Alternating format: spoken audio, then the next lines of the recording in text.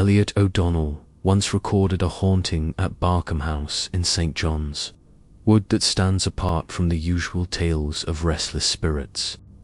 Rather than an earthbound murderer or a tragic suicide, this story concerns the ghost of a little girl whose sorrow, it was believed, was born of a broken heart when her beloved dog was taken from her.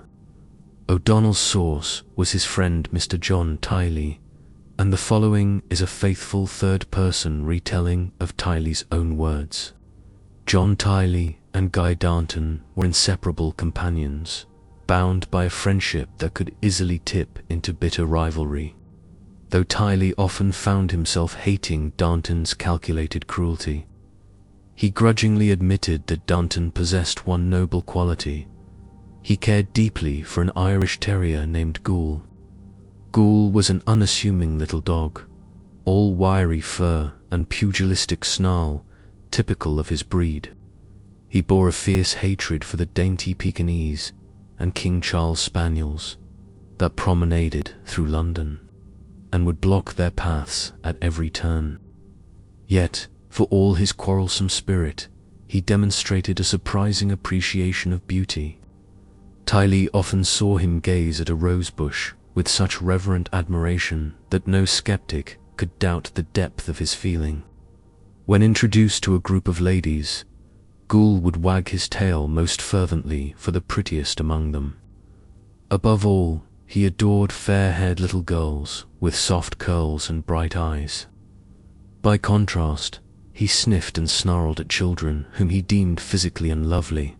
Boys who squinted or girls with blotchy complexions earned his fierce disdain.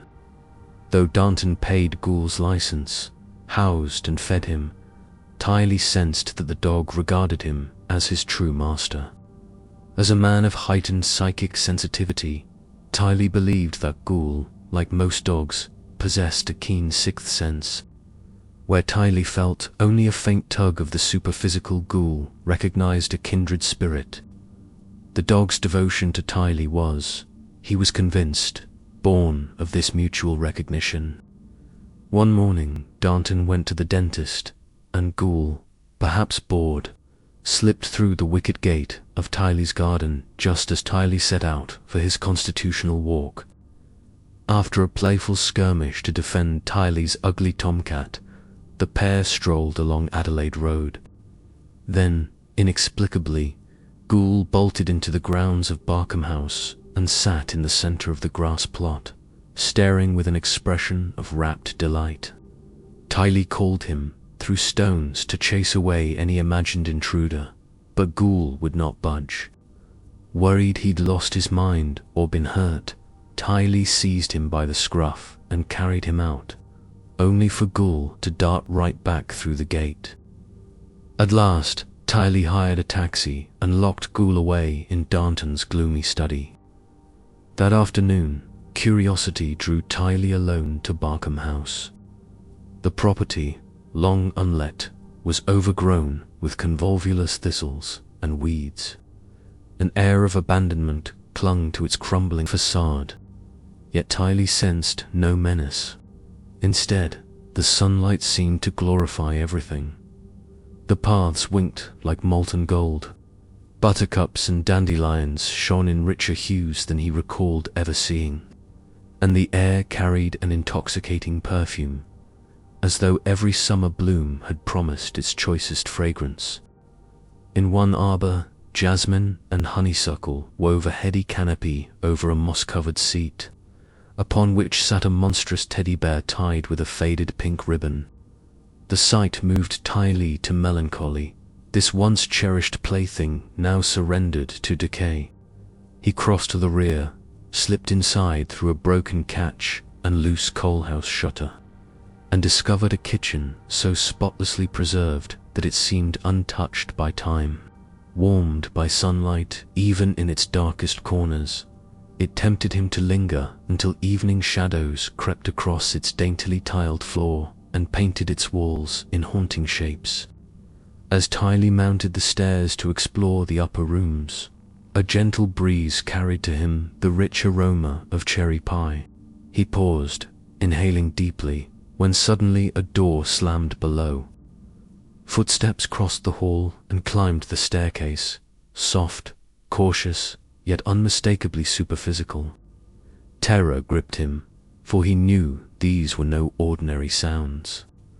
Paralyzed halfway up the stairs, Tylee watched as something bright rounded a bend, then another.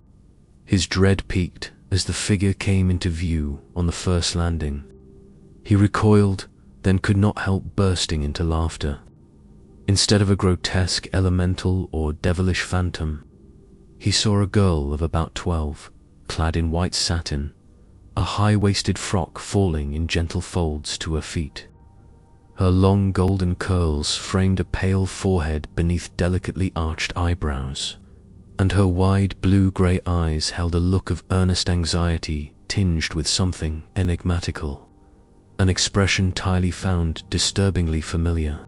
She carried an empty leash in one hand and reached out to him with the other, as if inviting him into her world. Before he could stoop to kiss her hand, she vanished. Tylee sank to the floor, overcome by a sudden, piercing sadness. For a fleeting moment, he had relived his own boyhood's tender dreams, and with the vision had gone the innocence of the child within him. When he finally rose and staggered home, he found himself changed, haunted by a yearning for simplicity and purity. Ghoul, too, was altered. The dog shunned Darnton and lay forever on Tylee's lawn, as if sharing the same unspoken longing. At last, Tylee resolved to confront the mystery with Ghoul by his side. When they entered Barcombe House together, Ghoul's joy knew no bounds. He tore across the grass, barked and capered with lunatic delight, then bolted up the stairs to the third-floor landing. Without hesitation, he leaped through an open casement window onto the sill. Following his gaze, Tylee looked down into the garden and beheld the little ghost once more. Her golden curls glimmered in the hot summer sun as she smiled and glided into the house. A door slammed behind her, and the patter of her small, swift steps ascended the stairs. At the landing, Ghoul and the child met. She stooped to pat his head, fastened the leash to his collar, and led him toward the window. Tylee watched, consumed by jealousy and pity, as she lifted one foot through the casement, then the other. With a mischievous glance back at him, she sprang out into the brightness below, and Ghoul sprang after her, barking in triumph. Tylee hurled himself down the stairs, only to find Ghoul lying on the grass with his neck broken, his spirit fled. Guy Darnton refused to believe Tylee's account. Their friendship ended in a storm of recrimination, and they have not spoken since. As for Barcombe House, it was eventually let once more, and these new tenants, unlike Tylee, have reported no phantom footsteps, no intoxicating scents, no little girl in white satin. Perhaps the child's sorrow was finally stilled, or perhaps she remains bound to that silent house, forever waiting for a companion who will never return. Through John Tylee's testimony, faithfully preserved by Elliot O'Donnell, the empty leash of Barcombe House became more than a sign of abandonment. It became the threshold between two worlds, where innocence and affection lingered long after grief had taken flight. Is the empty leash still swinging in the moonlit doorway of your mind, or did you just feel a cold nose nudge your ankle? Share your theories, ghost girl sightings, and stray memories of lost innocence in the comments below. If, while typing, you hear a patter on the stairs, or catch a whisper of Saturn sliding past, pause. How many heartbeats echo yours? Like if you felt her gentle sorrow, share to call others into the garden of echoes. And hit subscribe to keep Britain's haunted lamp alight. Every new tale we unearth sharpens the hush in that silent house, and we'll need all the courage we can muster for what lurks behind the next door. Remember, Grief never truly fades, it only waits, often just around the corner, leash in hand.